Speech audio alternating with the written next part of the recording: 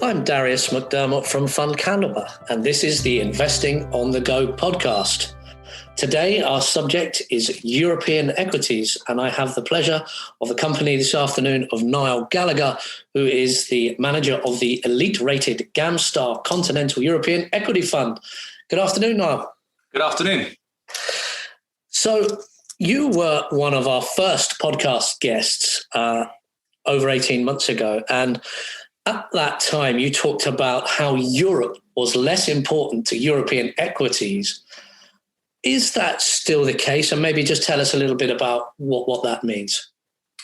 Yeah, so the point I was making back then, and the point certainly applies now to an even greater extent, is that a minority of the revenues of the European equity market are derived from Europe. The majority are derived from outside of Europe. So that would be places like the United States, Canada, going into Asia, particularly China is increasingly important. Other parts of Asia, Japan, and then into Latin America and little bits from Africa. So if we break down the revenue split between Europe and non-Europe, it's about 45% domestic Europe and 55% non-Europe. And that percentage has been growing over time. If we go back to 1990, 75% of revenues of the European market came from Europe. And now, as I mentioned, it's 45%. So over time, every year, in fact, the proportion of the revenue that comes from outside of Europe grows because the non-European bits are growing more quickly than the European bit. So let's talk about pandemic and some of the themes I think that's been well discussed on this podcast. But within Europe, what sort of trends have you seen, European equities, that have either been accelerated or in fact decelerated by the effect of the pandemic? What have been the really hot areas or areas to avoid? So obviously, we've had a pretty extraordinary period, not just with the pandemic, but how we all reacted to it, our own behaviors, and then some of the forced behavioral changes because of the restrictions that were placed upon us. So some of the obvious ones were there was a big switch in commerce, so people's shopping behaviors from the offline world to the online world. So businesses like a Zalando, which is a big European online fashion portal, a bit like ASOS, but a lot bigger, that really boomed last year as people in places like Italy and Spain began to shift their behaviors from the physical world into the online world, kind of catching up to an extent of people in the UK and Germany, where online penetration was higher. So the same in Italy. In some of we own a bank called Fineco Bank. We saw that there too. So that was kind of one trend that was very pronounced. Another trend we saw was people not using cash anymore. I mean, it's not just the online transactions. People seem to almost have a revulsion for touching cash in their, if you go to the cafe or a restaurant or a bar, if they're open, people tend to tap their phone nowadays or tap a card. So we also had a big switch towards payments. And the final one, which was something that kind of really built last year, was this big divergence in growth in consumption we'd seen between Asia and Europe, but also Asia and the US. That really accelerated. So we've seen a very, very big pickup in the growth rate that's driving many of the European luxury stocks or some of the powerful consumer staple stocks like a L'Oreal, and that's really accelerated too. They have, to what we discussed a moment ago, they've also really benefited the share of non-Europe in European equities. But those have been some of the trends that have been really accelerated over the course of the last 15 to 18 months.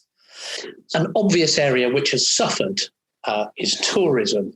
We were talking briefly before we record this podcast about our lack of holiday plans for the summer. When we last spoke, you talked about sort of inter-regional flights being the obvious first return. But 18 or whatever it is, 16, 18 months on, as US looks to open its corridors, as its vaccination program is reasonably accelerated, do you think we will see more travel to the US rather than into Europe? And are you spotting any early changes in tourism that you can exploit? No, I think we still believe that the intra-European and obviously intra-US and intra-China travel will go first. Europe is lagging behind. I think it will pick up. So we will see from the 1st of July that intra-EU travel restrictions will pick up. Whether the UK gets included in that or not is up for debate, and we can debate the reasons why.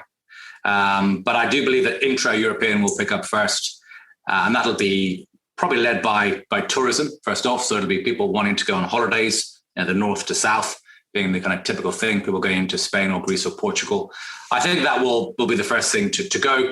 Now, it's very hard to call, and I think we've all been caught out a few times in making predictions on this because of the unpredictable nature of this pandemic. But I still think that will be the pattern, and the beneficiaries are going to be the low-cost carriers who will have taken market share throughout this pandemic, and the consolidation in that industry, I think, will benefit operating margins medium term. So it really hasn't changed my view. I think it'll still be the intra-European over the long haul. And then we mustn't forget, many long-haul carriers are actually not in great shape in terms of their balance sheets. They've got a lot more debt. In some cases, Lufthansa and Air France, the enterprise value is almost entirely debt. So the equity is extremely risky and likely to be heavily diluted. Yeah. So on to earnings. There was a very strong first quarter and even stronger second quarter, which I think logically makes sense as lockdowns have eased. Do you see that continuing for European equities in the second half of this year? Yes, absolutely. I mean, we're coming towards the end of the second quarter now, and we've seen a number of pre-announcements. Companies like Kingspan, Travis Perkins in the UK, Pernod Ricard have all pre-announced. The pace of recovery, particularly in certain areas, has been stronger than expected, and expectations were quite strong going into this. So I think that the answer is yes. I think we'll continue to see in Q2 and Q3, maybe even Q4, a fairly serious rebound. We mustn't forget that policy is still very accommodative. So we have zero interest rates. Therefore, people have very low mortgages. We still have the furlough scheme in the UK and similar schemes elsewhere in the US. Consumers are getting checks sent to them. In Asia, they've already gone back. So in Asia is kind of rebooted already. So there's a lot of kind of income going into consumers' bank accounts. People haven't been able to spend over the last 18 months in the way they would normally spend. So there's a lot of cash that's built up in consumer bank accounts as well. So I think there is an awful lot of consumer firepower and a lot of pent-up demand. And I expect this to really drive quite strong consumption. And I think this will be persistent for a while. So that leads me perfectly to my next question, which is on inflation. So that growth, earnings growth, human behavior coming out of lockdown. We have seen 2% in the UK historically is not a huge inflation number, but it's certainly higher than it has been. But 5% in the US, that is a bit more of a punchy inflation number. How is that feeding through in Europe? Europe's historically seen as much more of a deflationary region. Do you think this sort of strong reopening trade and earnings and pent-up demand will lead to inflation in Europe? Yeah, I think it will. I think this time it's a little different. I expect there to be more inflation. We're already seeing it when we talk to companies that input prices are much higher, and they are passing those on to customers, consumers, and they are getting some stickiness there. So pricing power is beginning to return. We have already seen a number of, dislocations caused by the pandemic. So, whether it's containers being in the wrong location, we had this issue in the Suez Canal a few months ago. We've got issues around semiconductor. So there is some kind of cost push coming from, effects of the pandemic. But we're also seeing very strong wage growth as well, probably more so in the US than in Europe, but obviously that does impact on European equities. We invest in one of our portfolios in a UK company called Ashtead that's talking about 6% wage growth in the United States in their workforce. So we are seeing significant wage growth. I don't think it's necessarily going to lead to a kind of wage price spiral that we saw in the 70s, because the institutional structures in labour markets are quite different and societies are quite different in other ways too.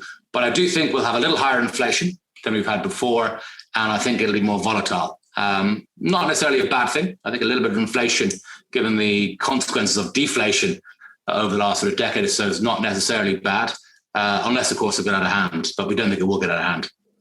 Any obvious companies that you think might benefit either in the portfolio or listed in Europe that you might look to play? Because obviously within the London market, you've got the whole metals and materials listed. How might you play in inflation? What sort of stock has got that pricing power that would keep up? Well, I think that's a good question. And it's a really kind of key focus of ours, is trying to think about all of the stocks in the portfolio that we have that may see input cost pressure, which ones can pass it on and which ones can't pass it on. And that's sometimes an individual decision based on the characteristics of a particular company in its industry. I guess broadly or generally, we are seeing some of our building materials or some of the companies that supply into those industries get pricing through. And that's pretty decent. That's good. Because if you're getting good pricing through in a point in time when demand is quite strong, there is the potential for some fixed cost leverage, which is kind of good for operating margins. So that's a positive. The areas we're also seeing, pretty decent inflation, not quite caused by the same things, but energy. So we've seen the oil price really rise to a much higher level than was anticipated at the beginning of the year. We have one big oil company in the portfolio, Equinor, which is a Norwegian oil and gas company. It's a mixture of upstream and then renewables, and their upstream business is generating huge amounts of cash at the current oil price. So there's a benefit there. And then I guess more medium term, if the higher levels of inflation lead to higher bond yields or lead to the anticipation of higher interest rates, that'll be good for European banks. A 200 basis point increase in short rates would increase the profitability of Eurozone banks by about 50%, which is a really big number. And European banks have been really hit quite hard over the last few years by low and then negative interest rates. So the banks are another obvious area where more persistent inflation leading to higher yields and then eventually interest rate rises would benefit the banks. And finally, there's been a real noticeable pickup of M&A, mergers and acquisitions, certainly on the UK listed market. Is that reading through in European equities, or is that something that you feel may follow? Because certainly when I look at valuations, we think about the US being more fully valued than Europe and the UK. If there's a bit of a buyer's discount, are companies from either outside of Europe or in Europe starting to pick each other off?